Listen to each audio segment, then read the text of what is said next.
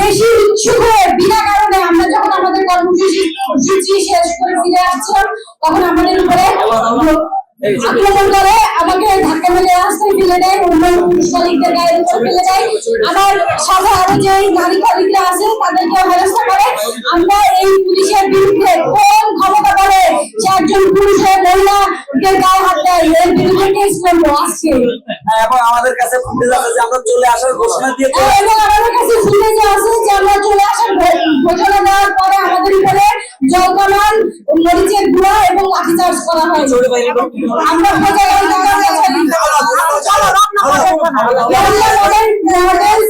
হাওলাত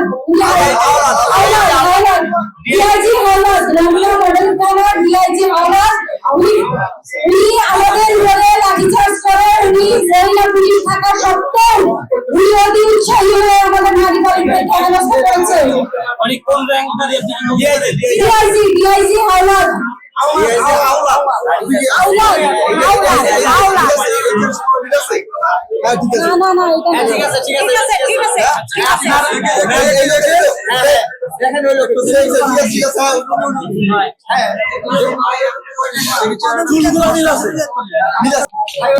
কি হয়েছিল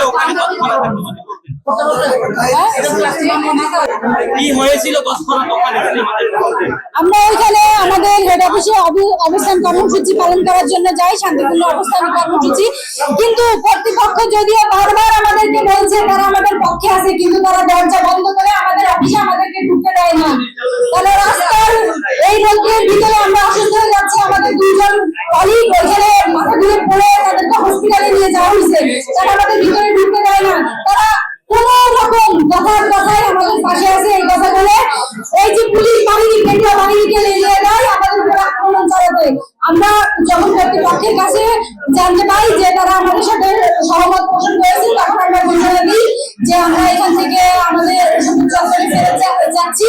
আমরা ওইখানে যে আমাদের পরবর্তী কর্মসূচি শুরু করবো। ঠিক সেই মুহূর্তে যখন আমরা ফেরত চলে আসছি, অলরেডি আমাদের অনেক কলিগরা চলে আসা শুরু করেছে, সেই সময় পুলিশ অতি উৎসুক হয়ে, বিশেষ করে এই পুলিশ, ওনার নাম যতদূর আমরা জানতে পারছি ডিআইজি হাওলাত, উনি আমাদের মহিলা কলিগের উপরে, আমার উপরে, আমার পাশে আরো যারা কলিগ আছে আরো ছিল, তাদেরকে ধাক্কা মেরে রাস্তায় ফেলে দেয়, পুলিশ কলিগদের উপর ফেলে দেয়, আমাদের হেনস্থা করে। গরম পানি হচ্ছে ঢালা হয় এবং মরিচ আমাদের গায়ে, সবার গায়ে ছিটিয়ে দেওয়া হয়। অনেকে আহত হয়েছে, তারা বর্তমানে এখানে নেই। ভাষায় আচরণ করে এবং আমাদেরকে তুই করে। এখন কথা হচ্ছে আমরা প্রজাতন্ত্রের কর্মচারী, কোন অধিকার বলে, কোন অর্ডার বলে তারা আমাদের গায়ে হাত দেয় বা লাঠিচার্জ করে বা ধাক্কা মারার মতো এইরকম দৃশ্যটা দেখায়। তার কাছে যান, যে প্রশ্ন করেন, পুলিশের ডিআইজি নিকট যান, যে তার কাছে জানতে চান যে, এবং আমাদের বর্তমান স্বরাষ্ট্র উপদেষ্টা যিনি আছেন তার কাছে আমাদের আবেদন যে পুলিশ কি এখনো নাম বদলাবে না? পুলিশ কি এখনো ফ্যাসিস্ট সরকারের দোষর হয়ে যেমন কাজ করছিল এখনো কর্তৃপক্ষের হয়ে কাজ করছে? আমরা কিন্তু কোনো দলীয় আন্দোলনে ওইখানে যাইনি, আমরা কোনো দাবি নিয়ে যাইনি, আমরা আমাদের অধিকার প্রতিষ্ঠার জন্য গেছি। আমাদের অফিসে গেছি, আমাদের অফিসে আমাদেরকে ঢুকতে না দিয়ে আমাদের লাঠিচার্জ করা হয়েছে। আমরা এর তীব্র প্রতিবাদ জানাই। ধন্যবাদ। আমরা ইদানিং দেখি যে যত পুলিশ প্রশাসন আছে সবাইকে বদলি করা হয়েছে, কিন্তু আমাদের এই পুলিশ কোথা থেকে আসছে? এই প্রশ্নটা আমাদের চত্বরে, আমাদের অডিট ভবনে পুলিশ কেন? এই জবাব অডিট ভবনে যান, প্রশাসনের কাছে চান। পুলিশটা একা একা আসেনি, পুলিশের উপরে নিশ্চয়ই ঊর্ধ্বতন কর্তৃপক্ষ এবং আমাদের কর্তৃপক্ষের নির্দেশ আছে। আমাদের কর্তৃপক্ষই আমাদের বিরুদ্ধে প্রশাসন চালিয়ে দিয়েছে এই কেন্দ্রীয় বাহিনী, পুলিশ বাহিনীকে ব্যবহার করে।